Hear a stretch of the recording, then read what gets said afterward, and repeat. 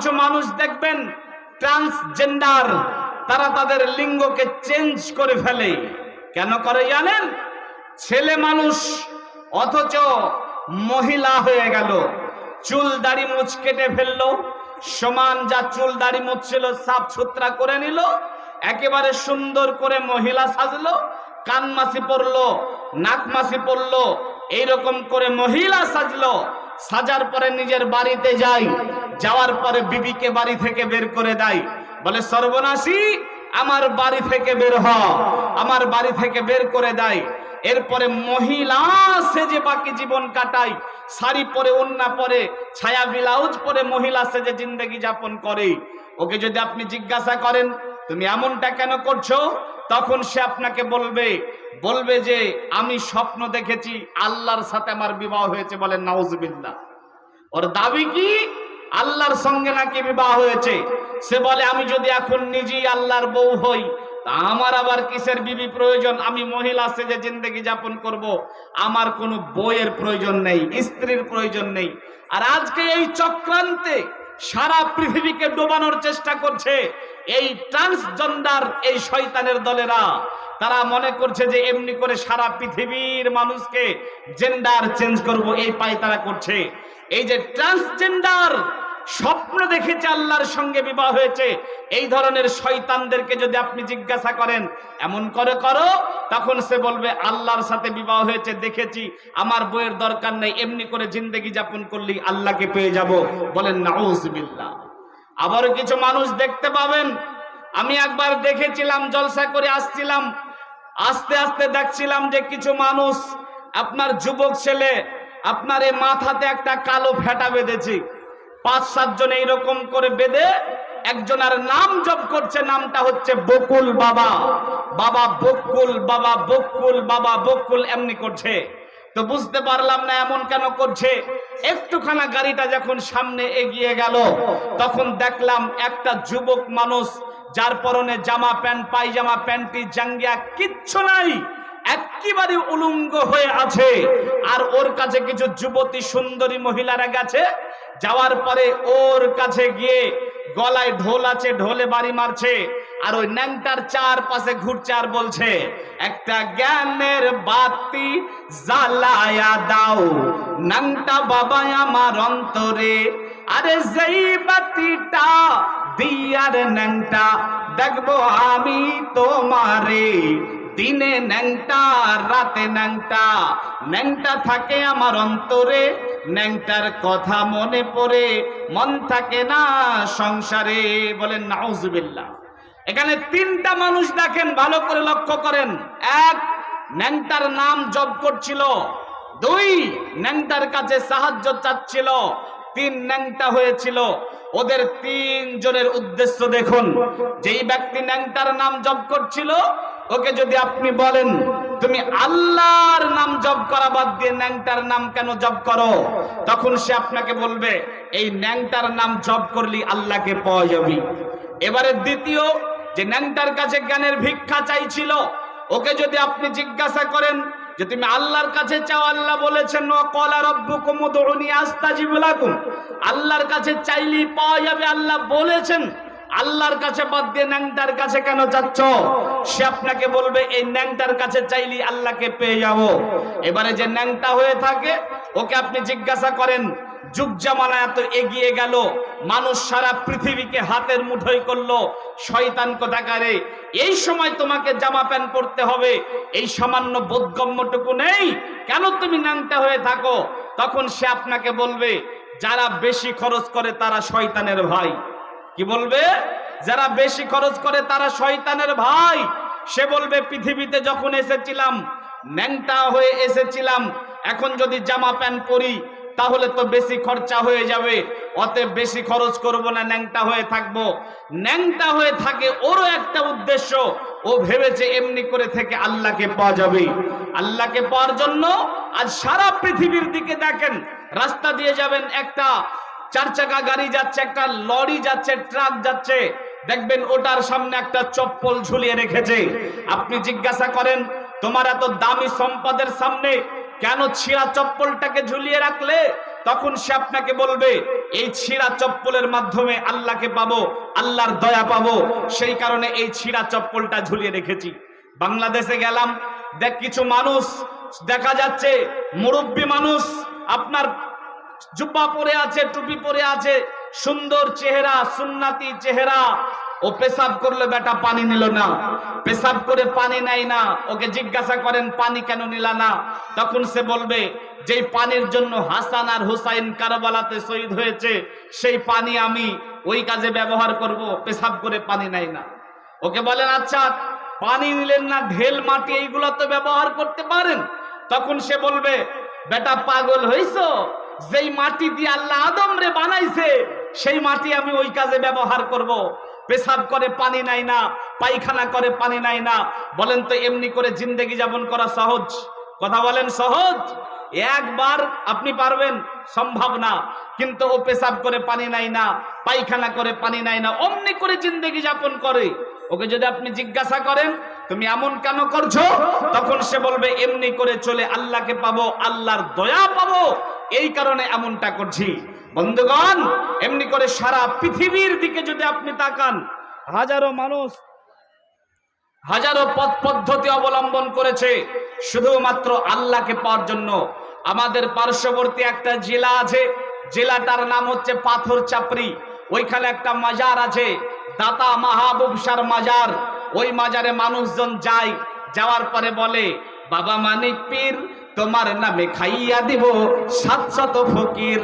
একটা ছেলে দাও তুমি, জোড়া খাসি দেবো আমি, তোমার নামে খাইয়া দিব দুধে ভাতে ক্ষীর, বাবা মানিক পীর। তা আমি ভগল দিঘি মাদ্রাসাতে পড়তাম বীরভূমে, বাচ্চা যখন ছিলাম, আদনাতে পড়ি সম্ভবত। একবার আমরা কয়েকজন ছাত্র মিলে ঘুরতে গেলাম ওইখানে। যাওয়ার পরে দেখছি এমনি করে সেজদা করে মানাত করছে আর সন্তান চাচ্ছে।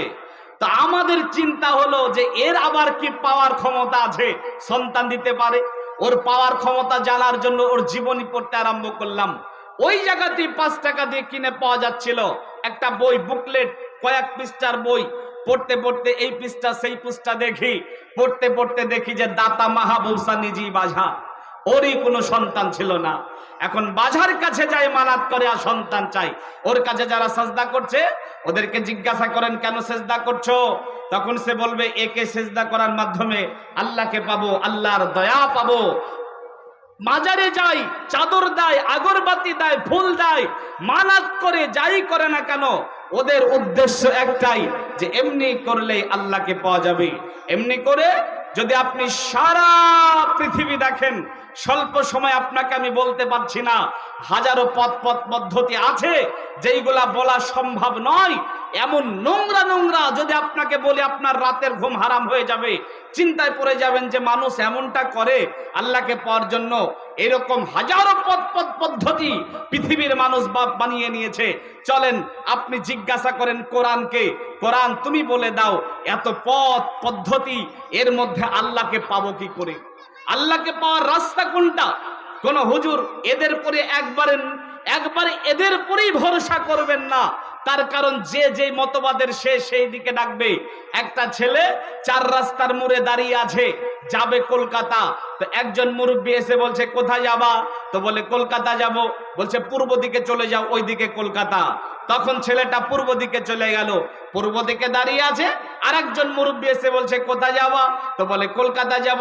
বলছে পাগল, এই দিকে কলকাতা না, পশ্চিম দিকে চলে যাও। বেচারা দৌড়ল পশ্চিম দিকেই। এখন পশ্চিম দিকে দাঁড়িয়ে আছে, আরেকজন এসে বলছে কলকাতা যাবো, তো এদিকে কলকাতা না, উত্তর দিকে যাও। আরেকজন এসে বলছে কলকাতা দক্ষিণ দিকে, ওদিকে যাও। এখন যাবে কোন দিকে? যে যে মতবাদের সে সেই দিকে ডাকবে। বড় আলকাল্লা জুব্বা পরে মাথায় টুপি দিয়ে ডাকবে, কিন্তু এদের কথা শোনা যাবে না। শুনতে হবে কার কথা? কোরআনকে জিজ্ঞাসা করেন। বড় দুঃখ এবং পরিতাপের বিষয়, এই ধরনের কিছু মানহাজ ঠিক নাই, যাদের আকীদা ঠিক নাই। কিন্তু আমি তো ছোট মানুষ, আমার কথা গ্রহণযোগ্য হবে না। আমি জানি এই ধরনের কিছু মানহাজ নেই, আকীদা ঠিক নেই। এই ধরনের কিছু আলেমদের আজকে আমরা আহলে হাদিসরা বড় ভক্ত হয়ে গেছি এবং আমাদের স্টেজগুলানে তাদেরকে প্রধান বক্তা হিসাবে নিয়ে আসছি। বড় আশ্চর্য হলাম, আমাদের মুর্শিদাবাদের একটা বড় প্রতিষ্ঠান যেই প্রতিষ্ঠানে একজনকে বড় বক্তা করা হয়েছে, সে একজন পাক্কা পীর পূজারি, মাজার পূজারি, আব্দুল্লাহিল মারুফ, নাম করে বলে দিলাম, আব্দুল্লাহিল মারুফ। একে নেওয়া হয়েছে। ওকে যদি আপনি শোনেন কোন দিকে গেলে আল্লাহকে পাবো, ও বলবে মাজারে সাজদা করে আল্লাহকে পাবা। এইরকম করে আর একজনকে আমরা বড় ভক্ত বানিয়ে নিয়েছি। মাথা মোটা, আমরা আলে হাদিসে বর্ধমানের বক্তা, একটু মোটা সোটা করে, নাম ইয়াসিন, ওকেও আমরা বানিয়ে নিয়েছি, কিন্তু আকীদা ঠিক নেই, ওকে আমরা প্রধান বক্তা বানিয়ে নিয়েছি। জি ভাইজান, এদেরকে নয়, আপনি কোরআনকে এবং নির্ভেজাল আকীদা যাদের আছে তাদেরকে আপনি জিজ্ঞাসা করেন যে আল্লাহকে পাবো কোন রাস্তায়।